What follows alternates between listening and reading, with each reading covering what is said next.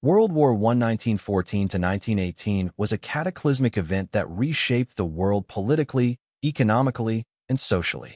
While the war officially ended with the signing of the Treaty of Versailles in 1919, its consequences continued to ripple through the 1920s and 1930s, creating conditions that ultimately triggered World War II in 1939. That the peace that followed the Great War was deeply flawed and precarious, built more on punishment and revenge than reconciliation and stability.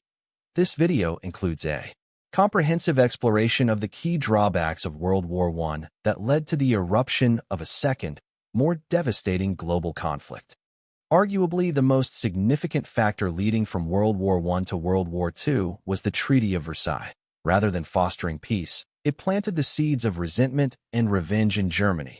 Key features of the treaty were War Guilt Clause. Article 231. Germany was forced to accept sole responsibility for causing the war.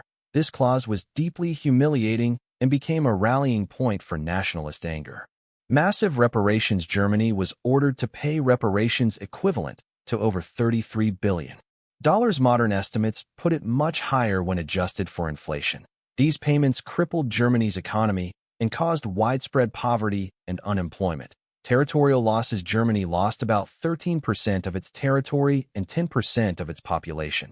Alsace-Lorraine was returned to France, and significant eastern territories were ceded to the newly formed Poland, splitting Germany and creating the Polish Corridor. Disarmament. The German military was drastically reduced. The army was limited to 100,000 troops, and the country was forbidden from having an air force, submarines, or tanks.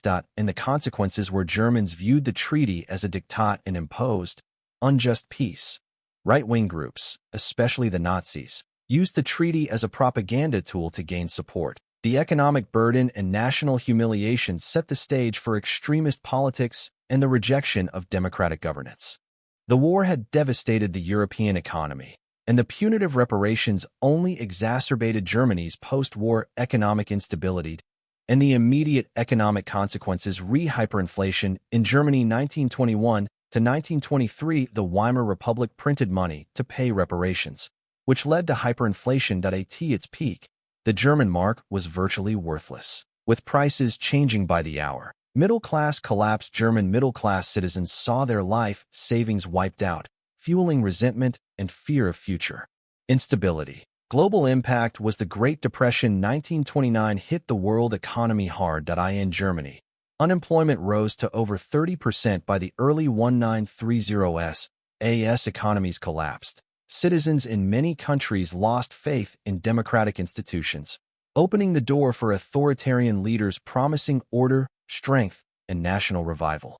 The political landscape of post-World War I Europe was deeply fragmented.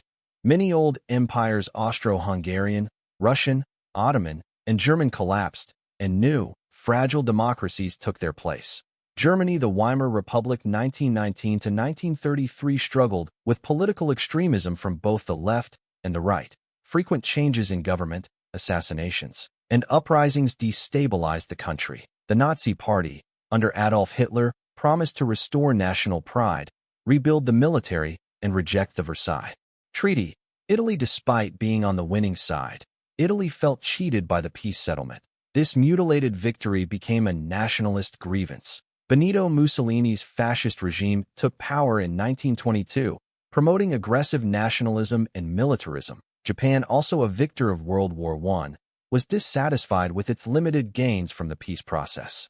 Economic struggles and a desire for territorial expansion led to military domination of its government by the 1930s. The League of Nations was formed to prevent future conflicts through diplomacy and collective security. However, it proved ineffective. Structural weaknesses were no armed force. The League had no means to enforce its decisions. It relied on the cooperation of member states. U.S. Absence. The United States, whose President Woodrow Wilson had championed the League, never joined, weakening its authority. Lack of unity. Member states often prioritized national interests over collective action. Key failures were Manchuria. 1931, Japan invaded Manchuria and established a puppet state. The League condemned the act, but did nothing to stop it. Abyssinia crisis. 1935, Italy invaded Ethiopia. The League imposed mild sanctions, but failed to prevent the conquest. German aggression 1936 to 1939. Hitler's remilitarization of the Rhineland, Anschluss with Austria, and occupation of Czechoslovakia went unchallenged. These failures emboldened aggressor nations and made future war inevitable. In many European countries, nationalist ideologies grew stronger in the post-war period. Germany, the stab in the back myth falsely claimed that Germany had been betrayed from within, not defeated militarily. The desire for revenge and restoration of lost territories, especially the Polish corridor and Danzig, became central to Nazi ideology. Italian nationalists sought to expand their influence in the Balkans and North Africa, resenting the limitations imposed by the peace settlements. Eastern Europe. Ethnic tensions were rife in newly created states such as Yugoslavia, Czechoslovakia, and Poland. Disputes over borders and ethnic minorities remained unresolved, contributing to instability.